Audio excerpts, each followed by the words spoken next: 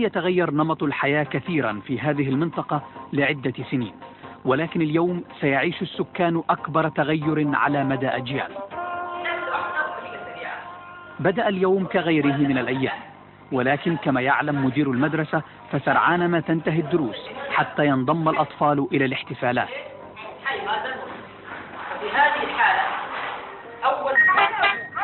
وفي السوق الأمور تسير كالمعتاد، فما زال هناك بعض الوقت لشراء بعض الحاجيات قبل أن يغلق السوق كي يحتفل الجميع بمناسبة هامة.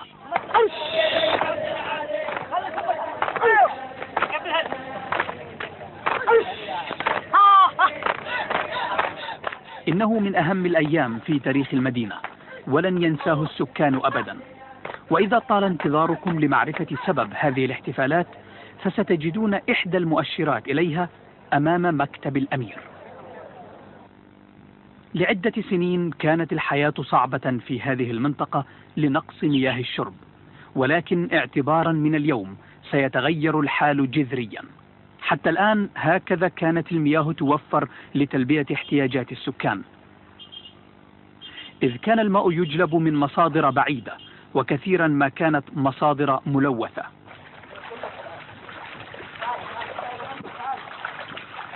وعلى مدى أجيال انحصرت عمليات تزويد الماء بطرق كهذه، ولكن اعتبارا من اليوم فإنها ستصبح جزءا من الماضي. فبعد سنين من الاعتماد على الماء الوارد من أماكن أخرى، أصبح لمدينة البرك محطتها الخاصة لتحلية المياه لتنتج كميات ضخمة من الماء العذب. وقصة بناء هذه المحطة قصة رائعة من الإنجازات السعودية.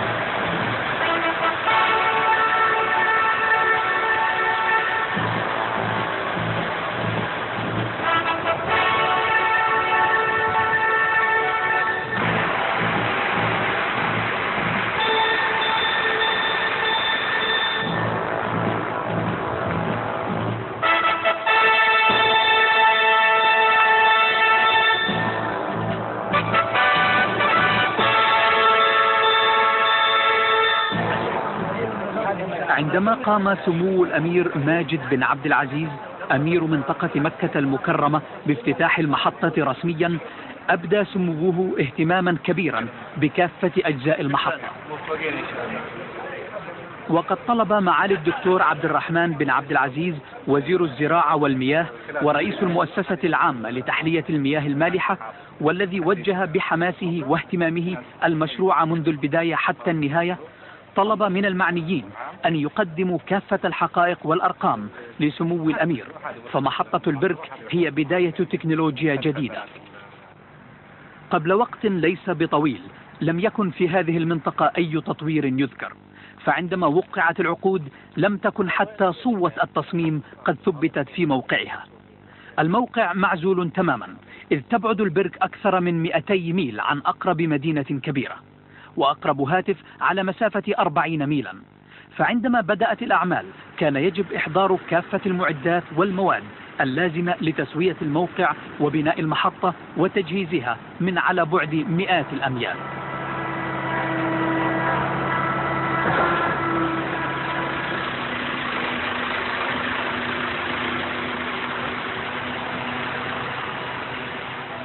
أما اللبن المستعمل فقد أنتج في الموقع بمعدل الآلاف أسبوعيا لتلبية الطلب.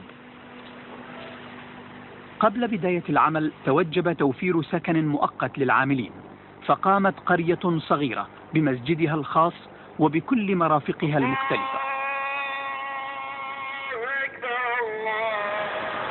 وفرت المولدات المؤقتة الكهرباء لمناطق العمل والسكن، وكانت الصهاريج تنقل الماء عدة مرات في اليوم.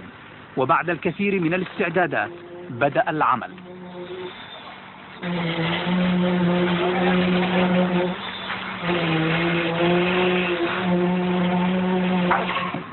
أحالت المؤسسة العامة لتحلية المياه المالحة عقد بناء المحطة وتشغيلها وصيانتها على شركة الكوثر السعودية. وقد أدارت الشركة فريقا متعدد الجنسيات من الاستشاريين والمقاولين من الباطن، مستفيدة من خبرتها الفريدة في توفير محطات تحلية المياه لسكان المملكة ومناطق أخرى أيضا. في المراحل الأولى قيم الخبراء نوعية مياه البحر التي ستعالج.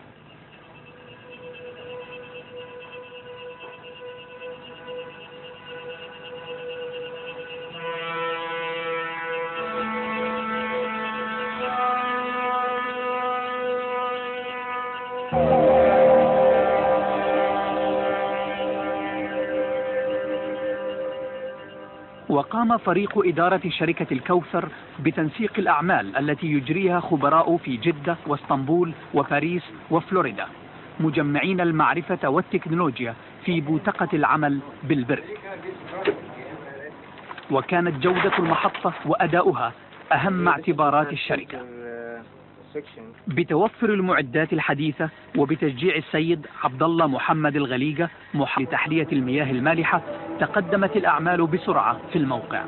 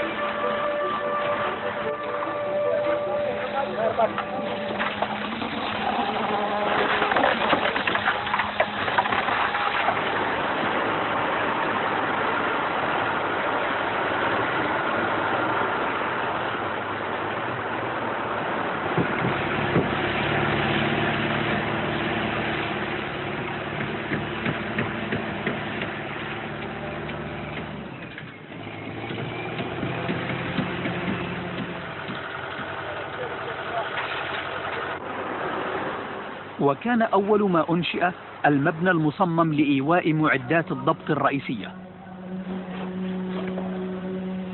وفي هذه الأثناء وفي مقر شركة الكوثر في جدة بدأوا في بناء معدات المعالجة. يساعد مصنع الكوثر الحديث على تقدم تكنولوجيا تحلية المياه في المملكة، وهو كامل التجهيز لإنتاج أحدث المعدات. ولتنفيذ التزامات عقد البرك كان باستطاعة الشركة الاعتماد على خبرتها في مشاريع رئيسية أخرى.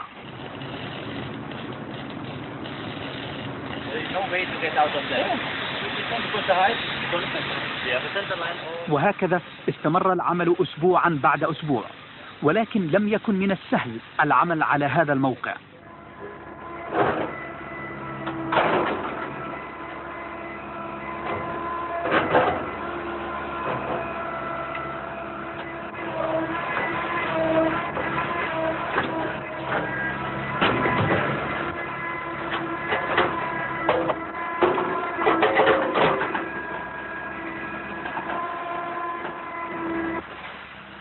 وتواصلت الأعمال مترا بعد متر، يوما بعد يوم، إلى أن بدأت تباشير الإنجاز تلوح. تطلب العقد أيضا شق طريق جديدة تربط الموقع بمدينة البرك، وكان ذلك تحديا آخر أمام الجميع.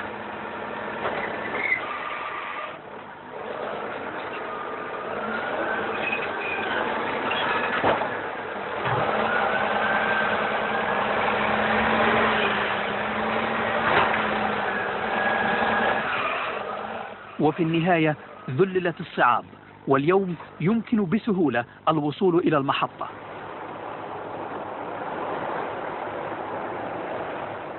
تضخ المياه المعالجة إلى خزانين ضخمين يتسعان ل1,000,000 جالون، وقد استغرق بناؤهما شهورا قام خلالها فريق من الاختصاصيين بالعمل نهارا وليلا.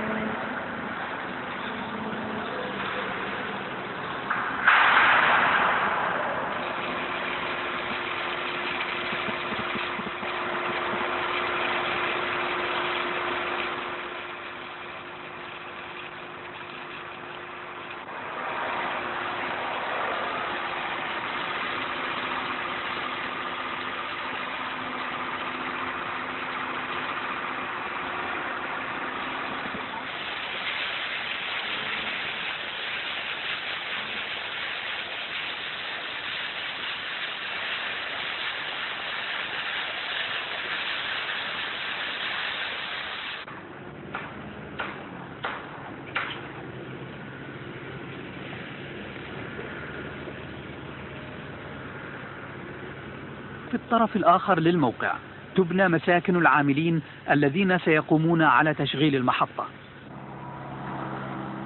بالإضافة إلى مرافق للترفيه.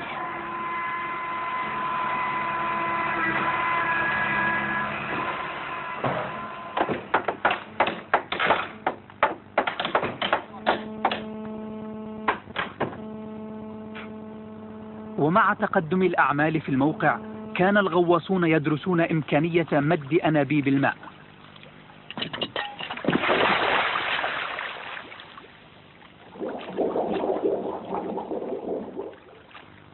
وكان مد الأنابيب لجلب ماء البحر أصعب مما كان متوقعا، لأن معظم المنطقة المارة فيها كانت صلبة للغاية. ومرة أخرى ذللت الصعاب ووصلت الأنابيب بالمبنى الذي يضم المرحلة الأولى من محطة التحلية.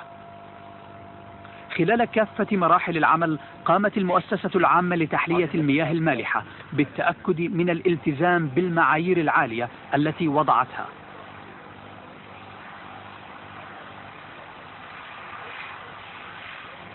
وجرت تدقيقات على الأعمال في المنطقة السكنية، فلا شيء هنا يترك للصدفة.